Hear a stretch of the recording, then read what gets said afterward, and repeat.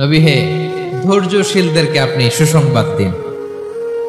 ধৈর্যশীলদেরকে সুসংবাদ দিন, তার মানে বিপদে ধৈর্য ধারণ করতে হবে। প্রিয় ভাইয়েরা, ইন্নামাস সাবরু ইনদা সাদামাতিল উলা। বিপদে আমরা অনেক সময় প্যানিক হয়ে যাই, অস্থির হয়ে যাই, কি করব, হতাশ না। মুমিনরা হতাশ হয় না, ধৈর্য ধারণ করে। কি করে? কি করে? ধৈর্য ধারণ করার শক্তি দাও গো মেহেরবান আমায়, দাও গো মেহেরবান। পড়েন, ধৈর্য ধারণ করার শক্তি দাও গো মেহেরবান আমায়, দাও গো মেহেরবান। সবাই বলুন একসাথে, ধৈর্য ধারণ করার শক্তি দাও গো মেহেরবান আমায়, দাও গো মেহেরবান। বুকের ভেতর ব্যথার নদী বইছে অবিরা, বইছে বইছে অবিরা। পড়ুন, ধৈর্য ধারণ করার শক্তি দাও গো মেহেরবান আমায়, দাও গো মেহেরবান। পড়েন আমিন।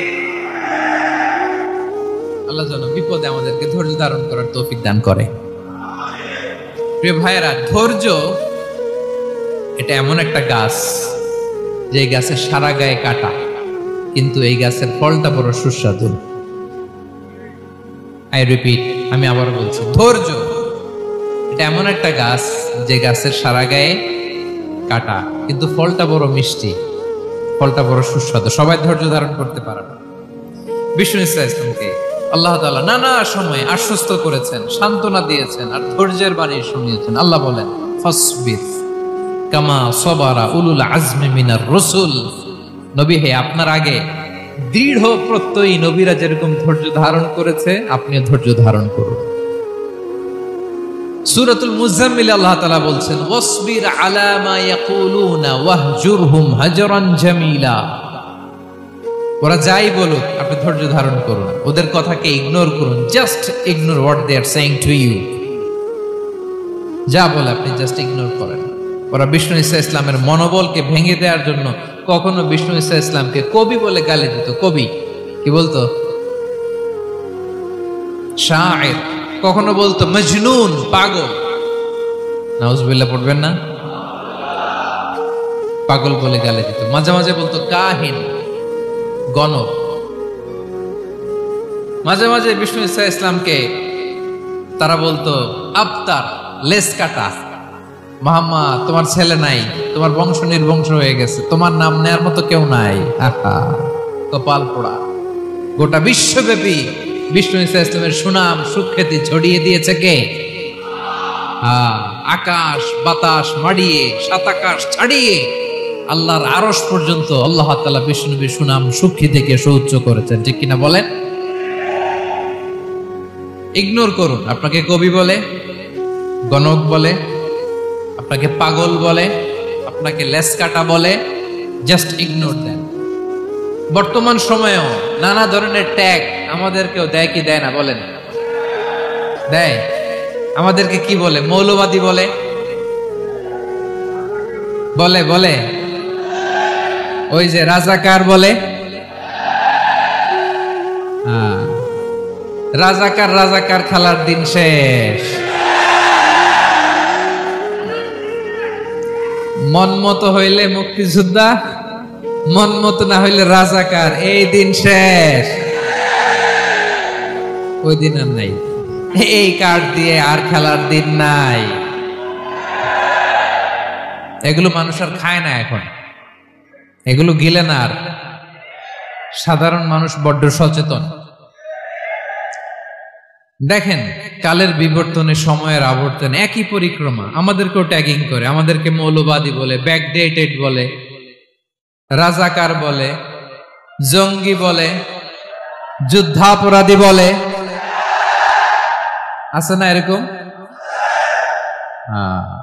ওয়াসবির আলা মা ইয়াকুলুন, নিজের সাথে মিলায় নেন। যা বলে ধৈর্য ধারণ করো। ওয়াহজুরহুম হাজরান জামিলা, জাস্ট ইগনোর দেম। ভালোভাবে ইগনোর করেন, খালাস সালাম দিয়ে কেটে পড়েন। তাহলে প্রিয় ভাইরা, এই বিপদ আপদ আমাদের পিছু ছাড়বে না, পিছু ছাড়বে না। নবীদের পিছু ছাড়ে নাই, আমরা কোথায়? আমরা আর কি? বিপদ আমাদেরকে ধৈর্য ধারণ করতে হবে, মনোবল হারাইলে হবে না।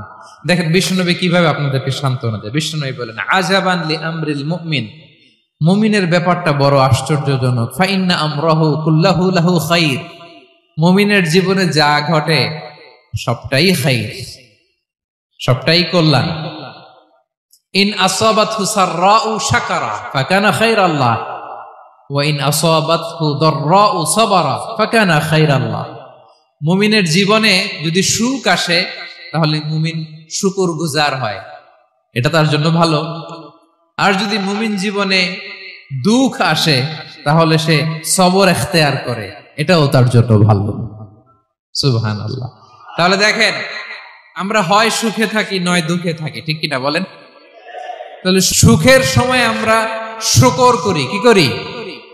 শুকরগুজার হই। শুকরিয়া করাও একটা ইবাদত, শুকরিয়া করাও কি? আর দুঃখের সময় আমরা সবর করি, সবর করাটাও একটা। তাহলে আমাদের পুরো জীবনটাই ইবাদত, পুরো জীবনটাই সুখের সময় শুকর আর দুঃখের সময় সবর। আওয়াজ করে বলেন, সুখের সময় শুকর আর দুঃখের সময়। এই দুই ইবাদত মুমিন জীবনে চলমান, কন্টিনিউয়াস, একটা উইন উইন সিচুয়েশন। কি বলেন? উইন উইন হয়ে গেল না? যেই পরিস্থিতিতেই থাকে আমাদের জন্য লাভ। আল্লাহু আকবার। তাহলে প্রিয় ভাইরা, এটাই জীবনের বাস্তবতা। সবর আমাদেরকে ইখতিয়ার করতে হবে, হতাশ হওয়া যাবে না। অনেকে আমরা অল্পতে হতাশ হই। এই যে আমরা ধৈর্য ধারণ করছি, এর ফল পাচ্ছি না? দীর্ঘ 1.5 দশক ধরে ধৈর্য ধারণ করছেন না আপনারা? এখন মুক্তি, স্বাধীনতা, বিজয় এনে দিয়েছে কে? ধৈর্য ধারণ করুন। ধৈর্যের যে ফলাফল, এটা বড় মিষ্টি। ধৈর্য এমন একটা গাছ, এই গাছের সারা গায়ে কাটা, কিন্তু এর ফলটা বড় সুস্বাদু, এর ফলটা বড় মিষ্টি। ধৈর্য ধারণ করার অভ্যাস করতে হবে প্রিয় ভাইরা। মুমিন হতাশ হয় না, হাল ছেড়ে দেয় না। মুমিন ভরসা রাখে একজনের উপর, তিনি কে? লা তাইআসু মির রাউহিল্লাহ ইন্নাহু লা ইয়াইআসু মির রাউহিল্লাহি ইল্লাল কওমুল কাফিরুন। আল্লাহর রহ থেকে, রহম থেকে নিরাশ হয়ে যাও না। কাফির ছাড়া, অকৃতজ্ঞ ছাড়া কেউ আল্লাহর রহ থেকে, আশা থেকে নিরাশ হয় না। শয়তানের সবচেয়ে বড় মিশন হলো আমাদেরকে হতাশ বানানো, এটা খেয়াল রাখবেন। শয়তানের সবচাইতে বড় মিশন কি? আমাদেরকে হতাশ করে দেয়া। হতাশ বানাইতে পারলে সে সাকসেসফুল, খুশি। কিন্তু আমরা এত সহজে হতাশ হই না, আমরা নিরাশ হই না, আমরা বিপদে হাল ছেড়ে দেই না। আমরা ভরসা রাখি এক মহান সত্তার উপর, তিনি কে?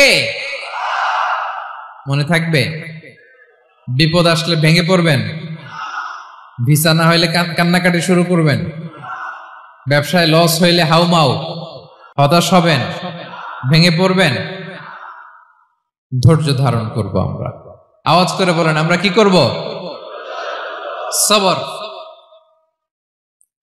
বিপদ ট্যাকেল দেওয়ার প্রথম স্টেপ হচ্ছে সবর, ধৈর্য ধারণ করতে হবে। ওয়াবাশশিরিস সাবিরিন, ধৈর্যশীলদেরকে সুসংবাদ দাও। বিপদ থেকে বাঁচার দ্বিতীয় স্টেপ হচ্ছে এই বিপদ থেকে উত্তরণের চেষ্টা করতে হবে, কন্টিনিউয়াস প্রচেষ্টা চালিয়ে যেতে হবে। ওয়াল্লাযীনা জাহাদু ফিনা লানাহদিয়ান্নাহুম সুবুলানা, যারা আমার রাস্তায় চেষ্টা করে, প্রচেষ্টা করে, স্ট্রাগল করে, তাদেরকে আমি পথ দেখিয়ে দেই, সুবুল দেখিয়ে দেই, ওয়ে আউট দেখায় দেই, এক্সিট দেখায় দেই। কোথাও আটকাবেন না আপনি, আপনাকে এক্সিট দেখায় দিবে কে? মালয়েশিয়াতে কেলুয়ার বলে না? কেলুয়ার কি বলে চেনেন? কেলুয়ার মানে কি? এক্সিট। এক্সিট পেয়ে যাবেন, আটকাবেন না আপনি জীবনে কোথাও। 3 নাম্বার, আল্লাহর উপর তাওয়াক্কুল করতে হবে বিপদ আসলে। ওমান ইয়াতাওয়াক্কাল আলাল্লাহি ফাহুয়া হাসবুহ, আল্লাহর উপর যে তাওয়াক্কুল করে আল্লাহই তার জন্য যথেষ্ট হয়ে যায়। তাহলে বিপদে প্রিয় ভাইয়ের আমরা প্যানিক হব না, ধৈর্য ধারণ করব, বিপদ থেকে উত্তরণের সর্বোচ্চ প্রচেষ্টা চালিয়ে যাব আর ভরসা রাখবো একজনের উপর, তিনি কে? আর বিপদ আসলে এটাকে নেগেটিভলি নেবেন না। সব সময় বিপদ আপদ এটা অনেক পজিটিভ ভালো জিনিস আমাদের জীবনে বয়ে নিয়ে আসে। শাইখুল ইসলাম ইবনু তাইমিয়া আলাইহি রাহমা উনি বলতেন, খুব দামি কথা, খুব হেভি ওয়েট কথা, মনোযোগ দিয়ে শুনুন। তিনি বলতেন, যে নেয়ামত তোমাকে আল্লাহ থেকে দূরে সরায়, ওই নেয়ামতের চেয়ে বিপদ ভালো, যে বিপদ তোমাকে আল্লাহর দিকে ধাবিত করে। আই রিপিট, আমি আবারও বলি, যে নাজ নেয়ামত তোমাকে আল্লাহ থেকে দূরে সরিয়ে দেয়, সে নাজ নেয়ামতের চেয়ে ওই বিপদ আপদ ভালো, যেই বিপদ আপদ তোমাকে আল্লাহর কাছে টেনে নেয়। তাহলে বিপদ আপদ আসলে আপনি হতাশ হবেন? আর কখনো দুঃখ করবেন? মোয়ারের ভাইয়েরা, আর মন খারাপ করবেন? আপনি খেয়াল করে দেখেন, বিপদ আসলে আমরা আল্লাহরে ডাকি বেশি।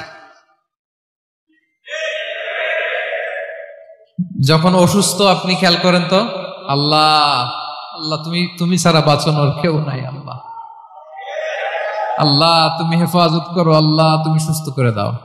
যখন লাইফ থ্রেট, দেখেন আপনি গুম হয়ে যেতে পারেন, আপনারে কারাবন্দী করতে পারে, এরকম একটা বিপদের মধ্যে আছেন, তখন খেয়াল করেন তো আল্লাহর সাথে আপনার কানেক্টিভিটি, রিলেশনশিপটা কতটা ডেভেলপ হয়। কারণ বিপদে পড়লে আমরা আল্লাহরে ডাকি বেশি। তাহলে বিপদ আপদেরও কিছু পজিটিভ সাইড বা দিক আমাদের জীবনে আছে না নাই? অনেক পজিটিভ দিক আছে।